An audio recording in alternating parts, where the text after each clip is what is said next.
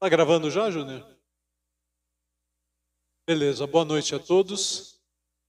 Sejam bem-vindos a mais um trabalho que estamos iniciando pela SEAMA, Associação Espírita Amigos dos Animais. Para quem não me conhece, eu sou Hélio, sou voluntário da casa, estarei com vocês durante todo o trabalho desta noite. Vamos começando pelos nossos avisos tradicionais. Deseja falar conosco? Entre no site da SEAMA. É o www.aceama.org.br.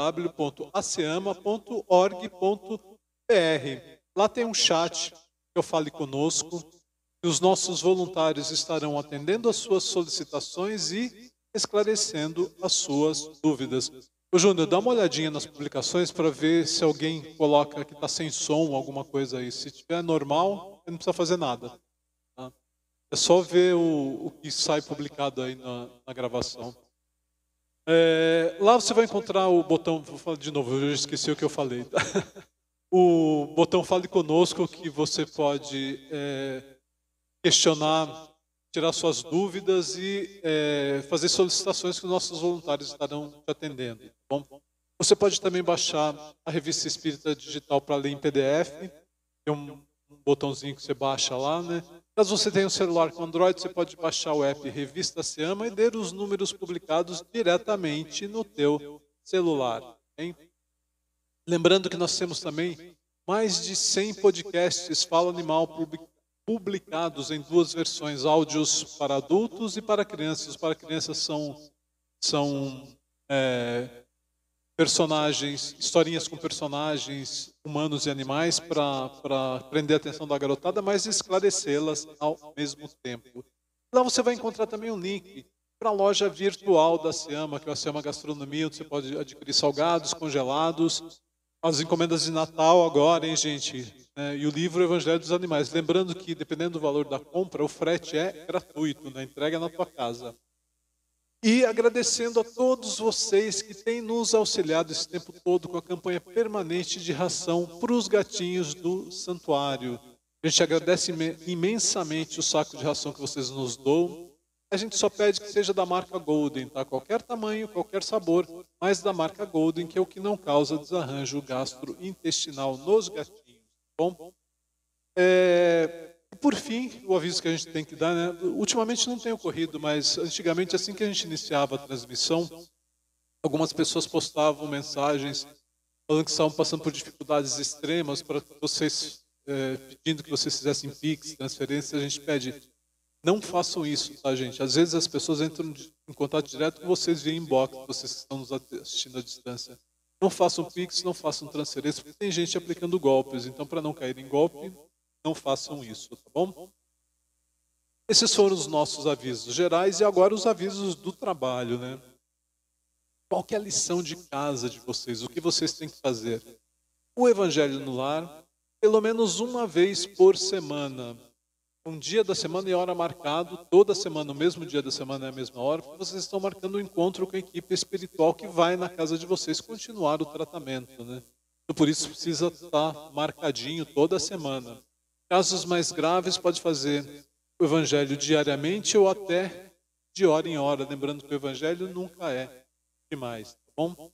A gente sempre pede que vocês tragam uma garrafa de água identificada com o nome de vocês. Se vocês forem fazer para algum familiar, algum amigo, tragam as garrafinhas com o nome de cada um, porque na hora do passe ou na casa de vocês à distância, a equipe espiritual vai fluidificar, ou seja, entre aspas, colocar o remédio necessário cada um de vocês, por isso já está identificadas.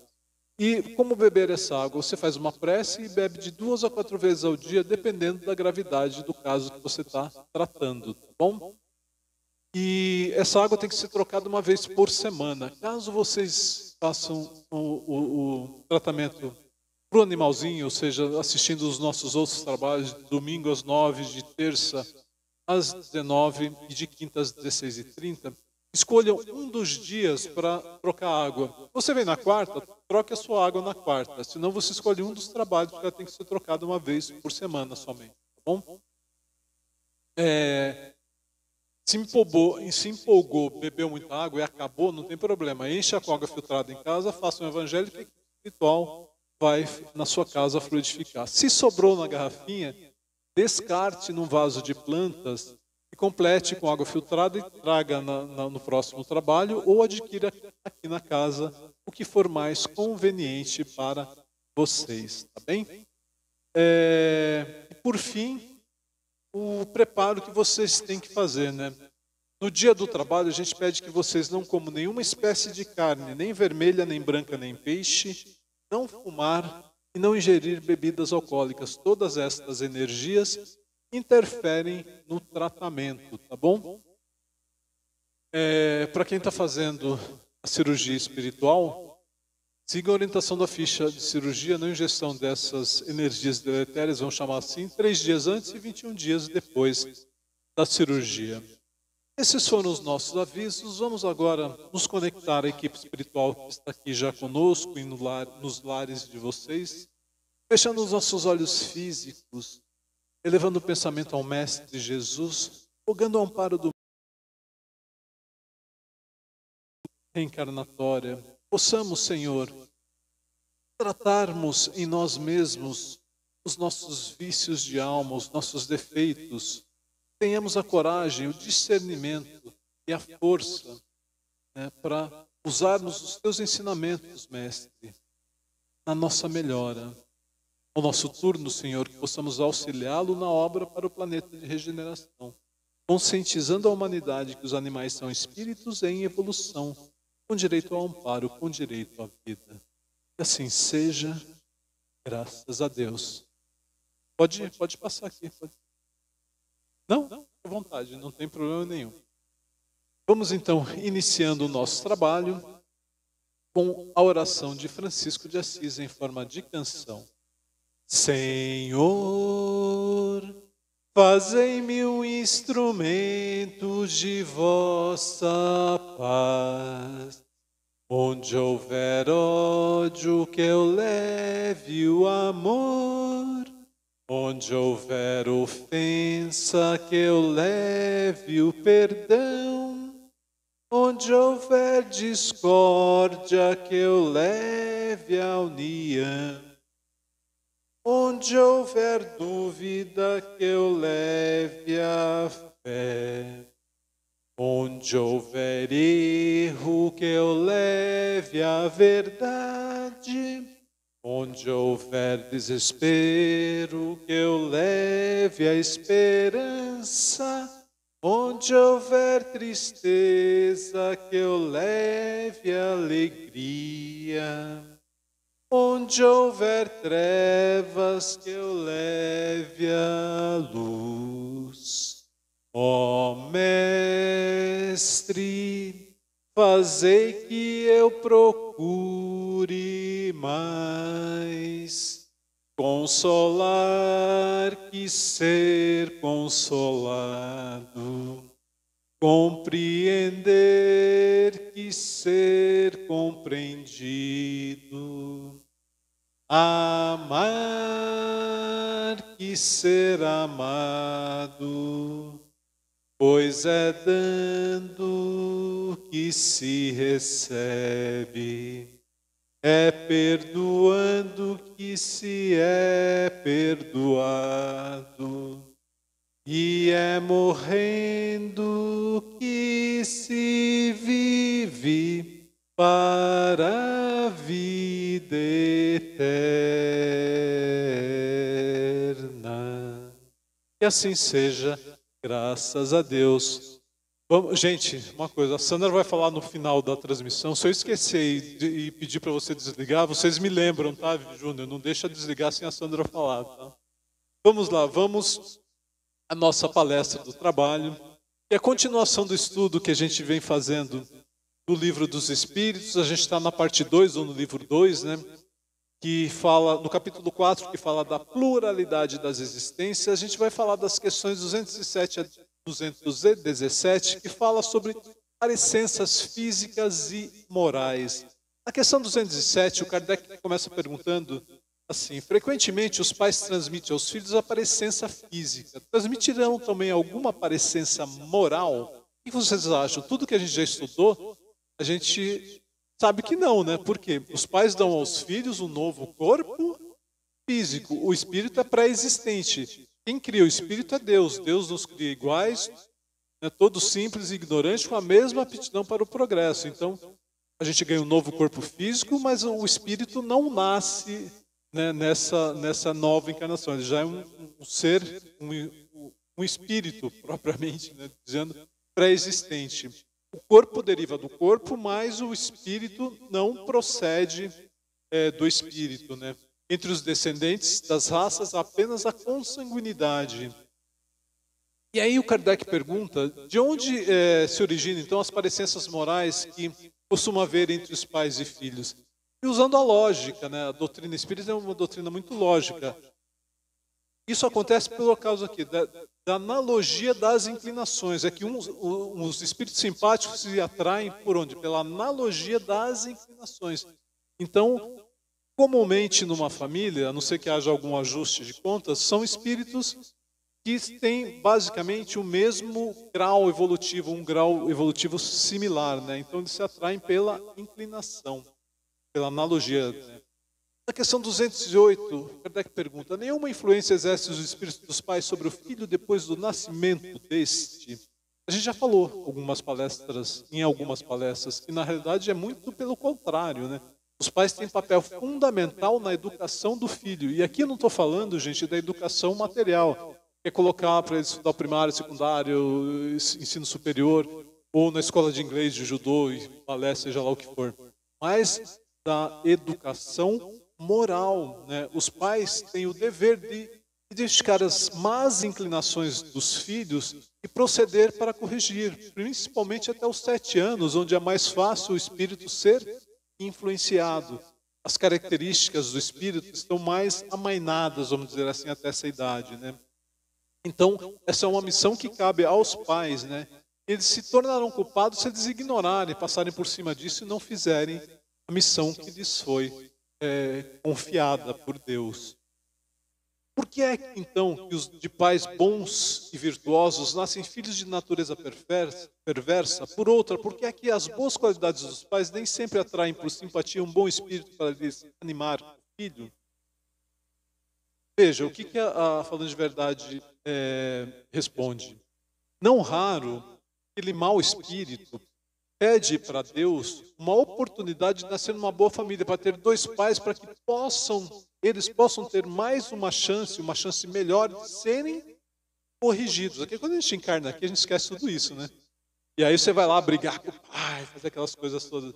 Mas não é raro isso acontecer. E Deus permite muitas vezes, né? Porque quem sabe aquele espírito tem a chance de, com bons pais, se modificar e se melhorar. Na questão 210, Kardec pergunta se pelos seus pensamentos e preces pode o pai atrair para o corpo a informação do filho, um bom espírito de preferência a um espírito inferior? Obviamente que não, todos os pais queriam isso, né? Mas obviamente que não. Mas eles podem sim melhorar aquele mau espírito que nasceu, que foi confiado a eles, né? Os maus filhos, muitas vezes, na maioria das vezes, são uma provação para os pais. Na questão 211, Kardec pergunta, de onde deriva a semelhança de caráter que muitas vezes existe entre 2 irmãos mormente gêmeos? De novo, é a mesma lógica, né, daquela questão anterior.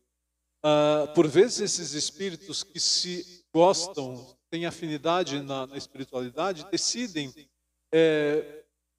trilhar uma batalha junto na encarnação, né? Então eles se aproximam pela analogia de sentimentos e se sentem felizes por conviverem uns com os outros. Nem sempre é assim, tá, gente? Mas é uma das possibilidades. E na questão 212, Kardec pergunta se naqueles espíritos que... se há 2 espíritos, ou melhor dizendo, naquelas almas, né, nas crianças cujos corpos nascem ligados, tendo em comum alguns órgãos, sabe aquele chifópagos, chama o termo. Sim, são 2 espíritos distintos, né? A semelhança existe entre muitos, faz com que eles pareçam só, mas são 2 espíritos distintos. E aí também pode ser por afinidade, para uma determinada luta que eles têm que fazer, ou pelo contrário, né?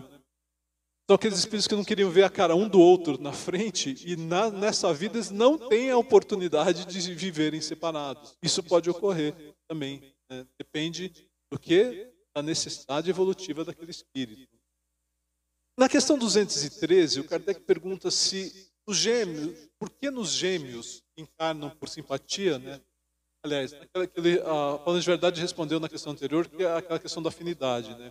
Então, se eles gêmeos, se é por simpatia, por que acontece que, em alguns casos, se nota, na realidade, uma aversão entre eles, aquela coisa de briga feroz mesmo? E aí o Espírito da Verdade coloca que não é regra eles virem por simpatia. Pode acontecer, como o exemplo que eu dei nos chifópagos, né? Uma missão, um ajuste que eles têm que fazer, e eles nascem ali para tentar se ajustar e resolver alguma coisa, né, nesse palco da vida, da carne, para resolver alguma coisa do passado.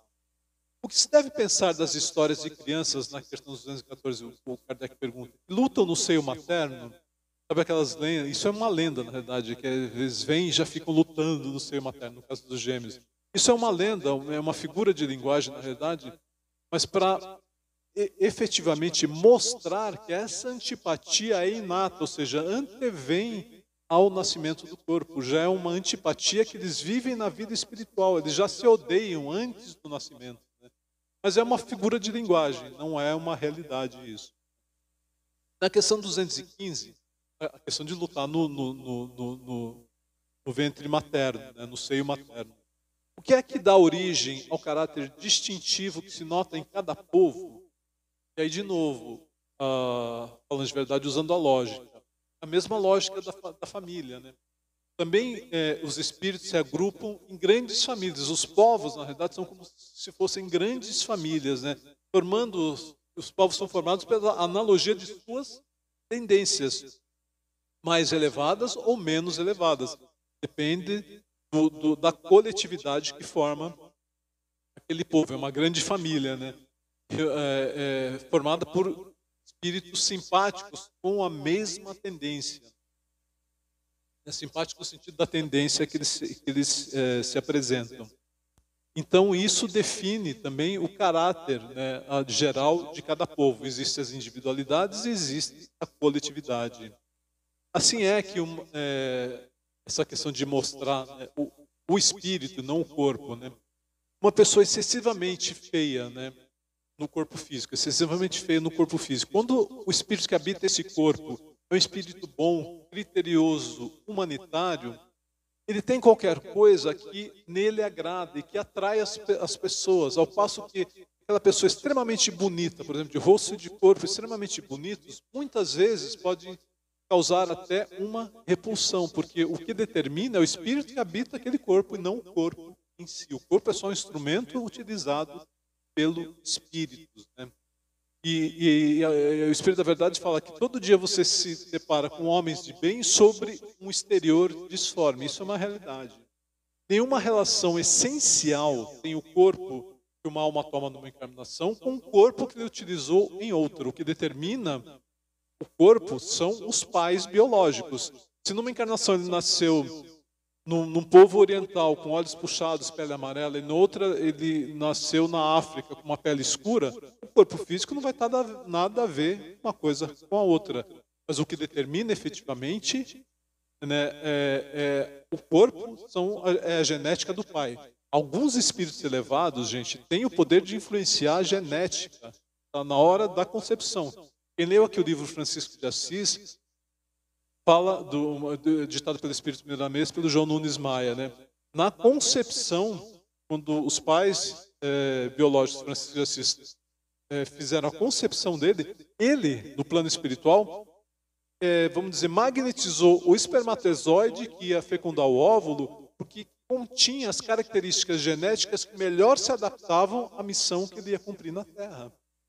A gente, nessa hora, a gente está lá inconsciente, porque a gente vai se miniaturizando, está lá inconsciente, nem sabe o que está acontecendo, né? Então não é o nosso caso, mas espíritos superiores podem efetivamente influenciar na hora do nascimento. Tá? Todavia, as qualidades do espírito frequentemente modificam os órgãos que servem de manifestação nesse corpo, para melhor ou para pior. Então, no nosso caso, normalmente para pior, né? Mas através da influência do espírito. É assim que o envoltório corporal de uma pessoa humilde pode ser, no envoltório corporal de uma pessoa humilde, pode se deparar uma pessoa com grande dignidade, uma grandeza e uma dignidade que você percebe na pessoa.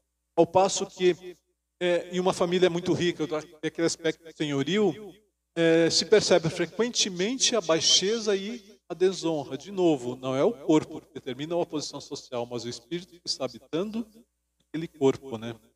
E por aí vai. Então, ou seja, o que o Kardec está colocando em todos esses pontos? Gente, o espírito é tudo. O corpo é só um instrumento de manifestação desse espírito. Na questão 216, Kardec pergunta se em suas novas existências conservará o espírito traços de caráter moral de suas existências anteriores?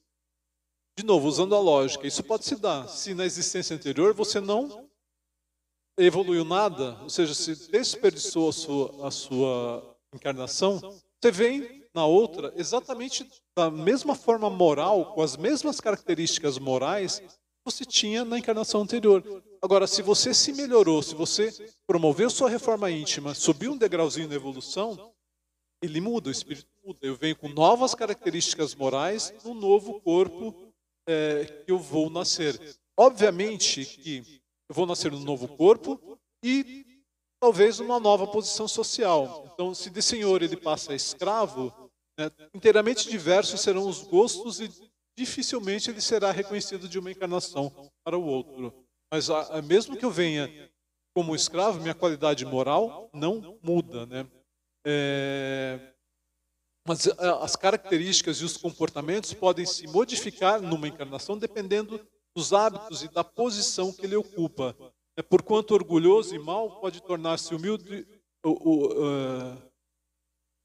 a menos que ele já tenha mudado o caráter, ele pode se tornar, se ele mudou o caráter, ele pode se tornar de orgulhoso e mau, tornar-se humilde e bondoso. Se ele se arrependeu, se ele não se arrependeu, ele vai continuar sendo orgulhoso e mau, independente da posição social que ele venha ocupar na nova encarnação. Tá bom? E na última questão desse grupo, ele fala do caráter físico das existências pretéritas, conserva o espírito traços nas suas existências posteriores. De novo, né, o corpo, nenhuma relação tem com o que foi aquele corpo que foi anteriormente destruído. No final da encarnação, o espírito volta para a pátria espiritual, o corpo morre e vai se decompor. Então ele não traz efetivamente nenhuma característica do corpo. Mas o Espírito da Verdade faz uma ressalva aqui.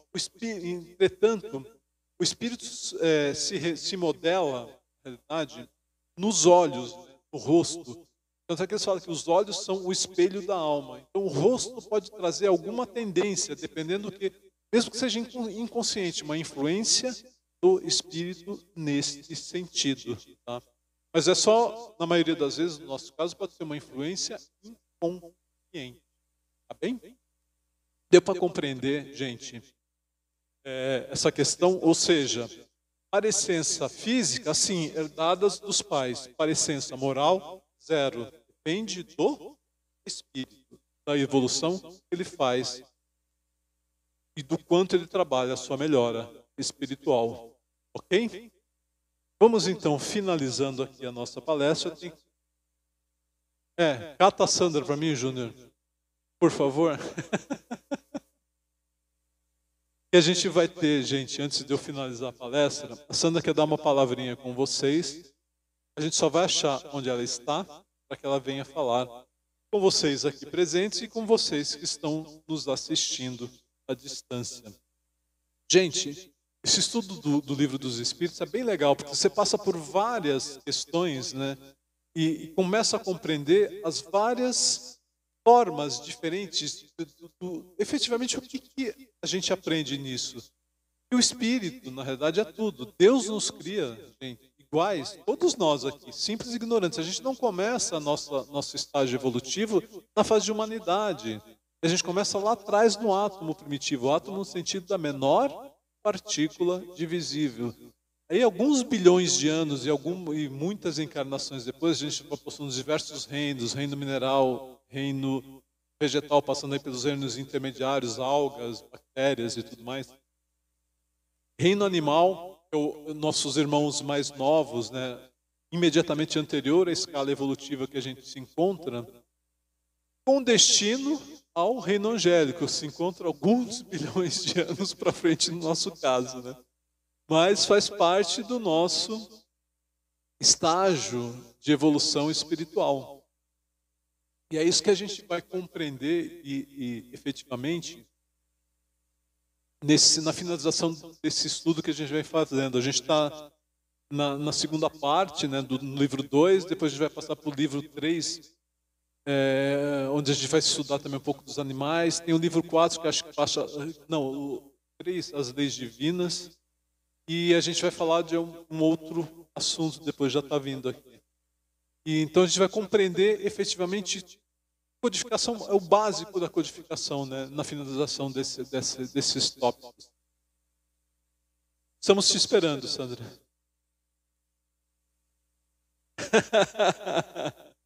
Eu estava enchendo linguiça aqui até você chegar, tá bom? Chegando, obviamente, né? Linguiça de soja, gente. Esclarecer, né?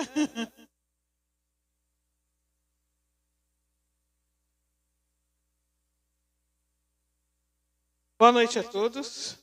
Boa noite para quem está em casa. Eu vim falar de Natal, né? Primeira coisa importante, antes de entrar no assunto de comida, bazar de Natal, dia 25, ele avisou? Dia 25, Natal é uma quarta-feira. A gente vai estar aberto. Dia 1º, Ano Novo, é uma quarta-feira. A gente vai estar aberto. Normalmente a gente não abre quando é domingo, porque eu trabalho de manhã. Aí realmente eu não consigo nem voluntário, né? Mas como dia 25 cai à noite, a gente já fez a ceia de Natal, enfim, a gente já fez o almoço de Natal. Os voluntários, pelo menos uma parte dos voluntários, vai estar presente para que o trabalho se realize. Então, 25 à noite, quem quiser vir, a casa vai estar aberta. É melhor a gente comemorar o aniversário de Jesus. E dia 1º, melhor gente entrando novo, a casa também vai estar aberta para trabalhar à noite, um trabalho normal. Bem? Domingo agora é nosso bazar de Natal. Nós já temos aqui, o bazar vai acontecer das 9 ao meio-dia. A gente já está com a ceia de Natal completa, deliciosa, maravilhosa. Alguns já levaram algumas coisas que eu sei, né?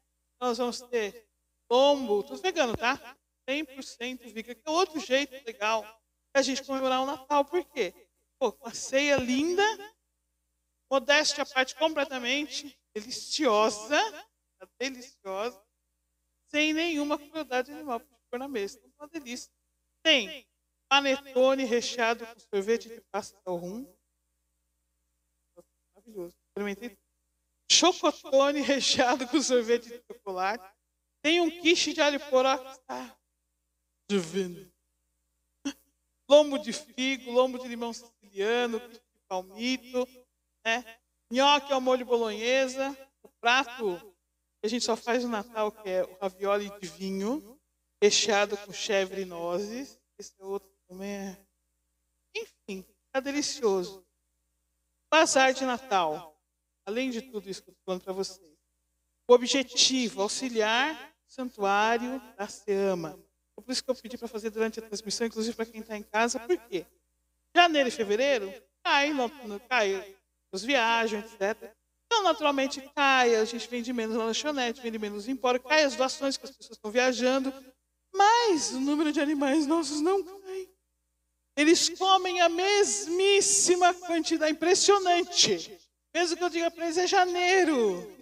Os bois me ignoram totalmente. Eles comem igual, nós temos lá os 6 funcionários do santuário. Então, nós temos toda uma despesa direcionada para janeiro e fevereiro que a gente tenta compensar no bazar de Natal. Então, pelo paladar de vocês, aproveitem e depois, se vocês comem só um pouco, a dica que eu dou na Páscoa. Essa mulher acha que enchendo o saco, eu vou comprar um negócio assim. Eu vou comprar para ajudar. Vocês chegam em casa, a hora que vocês vão comer, quem é da casa já sabe. Por que foi que eu comprei só um negocinho? Se arrepende de ter comprado só um negocinho todo ano. Aí vem na semana seguinte, acabou. Como que não tem mais? Já acabou. Não. Tudo que vocês comprarem, vocês vão adorar. Pelo paladar de vocês, pelos animais que ama, eu peço que nos ajudem, estejam presentes no bazar no domingo. Hoje tem ceia de Natal para quem está aqui. Quem estiver em casa está convidado a vir no bazar de Natal neste domingo para já fazer uma pré-comemoração, para ajudar o Santuário da Siama, para levar coisas lindas para eles. Um bolo natalino. Bolo Noel. Mas muito bom. Recheado com creme de confeiteiro, sabor panetone. Frutas cristalizadas. Nossa, maravilhoso. Vocês vão ver, não vou falar mais. Experimentar. Obrigado por me ouvirem. Um pouco mais de ouvindo ao passo. Quem está em casa, 15 minutos em prece para a cirurgia de Jesus.